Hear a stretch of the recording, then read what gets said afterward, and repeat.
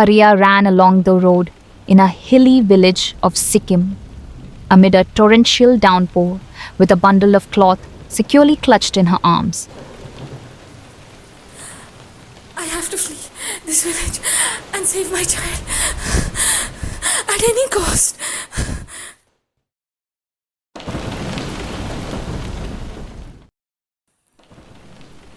Gyan Guru thinks my child is the devil's spawn. He wants us dead. Karia struggled through the heavy downpour while lightning struck the ground in front of her.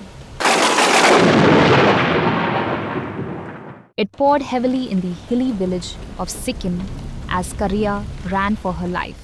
Jananguru of the village had given the dictate that she was the medium chosen by the devil to bring his child to this world. Both the mother and the child need to be killed, else the village would have to face an apocalypse.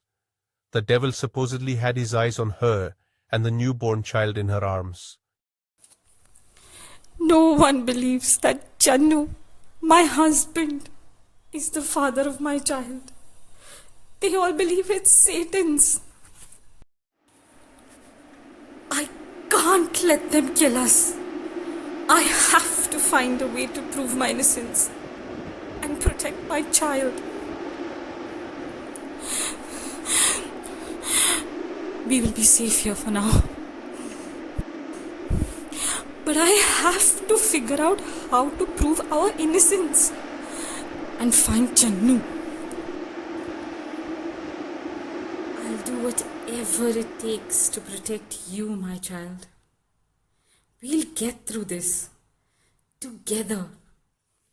Karia and Chanu had got married in a remote village of Sikkim just 2 years ago.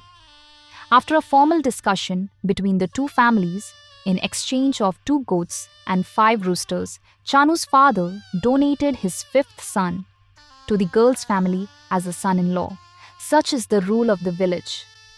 After the marriage, the son came to the daughter's house and paid the dowry decided upon.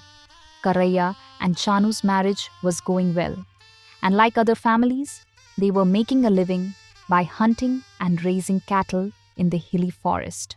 After living happily for almost a year, suddenly one day, Chanu did not return from the jungle. The whole village searched a lot but could not find any trace of Chanu. It seemed as if the man had disappeared into thin air. Karia took this separation hard and went crazy with grief. As days passed, the people of the village slowly forgot about Chanu, except his wife, who continued her frenzied attempts to seek Chanu throughout the village. People started ignoring Karia due to her mental health. Mostly confined in her own house, Karia used to spend her days mourning her husband. Karia. One night, a person from the village went to defecate in an empty place near the village border to respond to the call of nature. On the way back, he saw in the bright glow of the full moon that Karia was walking towards her cottage alone in staggering steps. After keeping an eye on Karia for several days, the men of the house were sure that she will not try to escape at night again. To their horror, on the next full moon night, Karia's grandfather saw her returning to the house stealthily at midnight. When she was interrogated, she replied with hazy eyes that she had gone to the forest to meet Chanu. Hearing such an answer, there was no doubt in the mind of the villagers that Karia was absolutely unhinged now due to the loss of her husband. Arrangements were made to keep her tied up at home. Poor Karia was humiliated at the hands of her own people. She kept shouting and calling Chanu's name all day long with no one to hear her. She would be fed on dry morsels of food once a day by the women of the house, and for the rest of it, she would be locked in a dark room at the backside of the house. What was she doing outside? She said she went to meet Chanu in the forest. Did you hear that? The wolves are back. I saw a huge one near the mountain slopes yesterday. It's not safe anymore. We should avoid going to the forest after daylight. What about Karia? She's been wandering around at night. She must have gone out looking for her lost mate. Her family needs to keep her inside at night. It's not safe for her. Let's keep an eye on her for a few days and make sure she doesn't try to escape again. The real problem was yet to begin.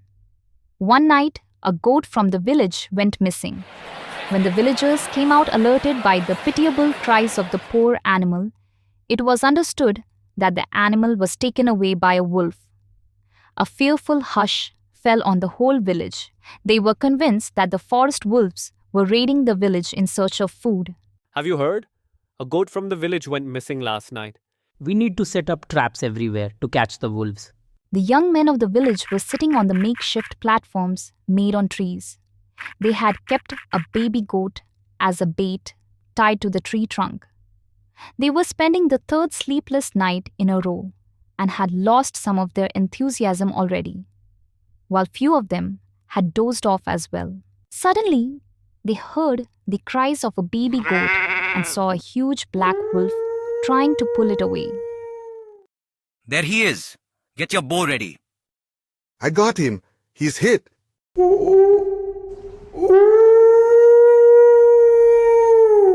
He is running away. Get him before he disappears. See? Those marks. Follow the blood. The villagers, shocked and terrified, entered her room and saw that she was still alive, but the room reeked with a terrible stench of a wild animal. This discovery left nothing more to analyze or imagine anymore. Villagers began to believe that Karia was in fact a witch and that she was a follower of Satan. What is that smell, Karia? She must have brought an evil force from the jungle to the village. What have you done? Why would a wounded wolf take refuge in her house and disappear without killing her? They had argued in favor of their belief. Those who had earlier seen Karia returning from the jungle were also convinced that she had brought evil force from the jungle to the village. As a result of this supposition, unspeakable oppression was inflicted on Karia, while the village trembled in an atmosphere of superstition and fear. She is a witch! We must get rid of her. Witch? Get out of here! What is that? It's not a human baby. The entire situation culminated as the witch suddenly gave birth to a baby one day. The villagers did not get a chance to worry about how she gave birth to the child, without any signs of visible pregnancy on her body, because they were shocked to see that the newborn had not 2 but 4 limbs. We must burn Karia and her offspring to save our village.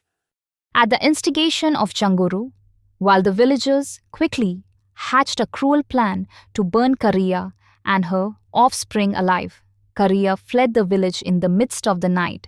After losing Chanu, Karia had taken to wandering listlessly in the forest.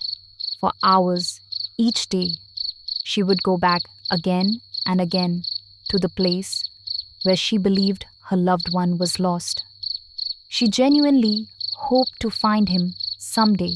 One day, while sitting in a clear patch inside the forest, one evening, she felt someone approach and stand behind her. She couldn't believe her eyes when she looked back. Chanu himself was standing a little away from her with a strange pensive expression in his eyes. She ran to meet him halfway, eager to hug, and put her hand on his completely naked body. But Chanu stopped her. I lost my way one day while hunting and fell unconscious. I found some strange changes happening to my body. When I woke up, I found a wolf licking my blood from this cut on my throat. Karia stopped in her tracks and observed that some very striking and subtle changes have taken place in Chanu. His earlier hairless body was now covered with thick hair. The color of his eyes were pink, and the nails on his hands and feet were long and dirty. She was surprised and asked what had happened to him. Where had he been all this time? Chanu's eyes darkened at the questions. I'm so shocked to see you like this. Oh no! What is happening to you? Karia listened to Chanu with rapt attention. As they conversed, the cloudy sky gave way to a hazy full moon above them, and she saw Chanu looking above in alarm and crouching down on his haunches as if forced by the supernatural. In a few moments, she saw that the man she loved was slowly turning into a wolf. Karia and Chanu used to secretly meet in the village. As Chanu would feel impossibly hungry, she would steal food in the form of chicken or goats from the villagers and bring to him. I have to get out of here before they hurt my baby. Karia had taken refuge in a cave in a forest on the top of a hill. Even though she got completely wet in the rain, she tried her best to keep the baby dry. She could not see the child properly in the dark, but could feel from the feeble whimpers emanating from the bundle that her child was hungry. While breastfeeding with absolute compassion, Karia began to stroke the baby's hairy body. She knew she won't be able to tell the truth to anyone. After losing Chanu, Karia had taken to wandering listlessly in the forest for hours each day. Don't cry, my child. Chanu will find us. Hoping for Chanu to come for help, Karia fell asleep. Karia woke up to the sound of villagers coming towards the cave. I need to run fast and save our child. There she is! Kill the witch! Kill that witch! Since ancient times, it is sadly true that the first blow to one would always come through a person of trust. There was no exception this time. Karia fell on the floor and saw her brother and the villagers surrounding her. Brother! What are you doing? Please stop! Karia was engulfed in flames as she cried out in agony. The villagers let out monstrous cries of joy as soon as the light of the full moon shone over their heads. Before they could calm down, a demonic form appeared before their eyes and started running towards the group of men.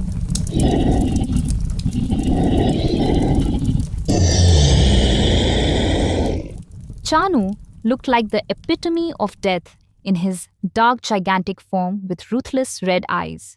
They say there is nothing stronger than the destiny, and when almost all the villagers were petrified with terror, a brave young man threw his spear at Chanu's half-transformed body in the last attempt to save his life.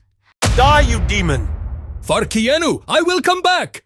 A deadly roar escaped his throat as the spear pierced his chest. By then, courage and strength had returned to the terrified villagers, and they immediately attacked the devil they were seeking all this while, and who had inseminated the witch to give birth to the devil's son. It was left to imagination if Chanu could return in his mortal or immortal form again to avenge the death of his wife or child. But the failed and foiled lover lost the girl he had loved and who had loved him back with so much fervor that she risked her reputation and life only to be with him. Humans won, but humanity died somewhere, not in the evil transformation of Chanu into a beast, but in the treatment they received from society.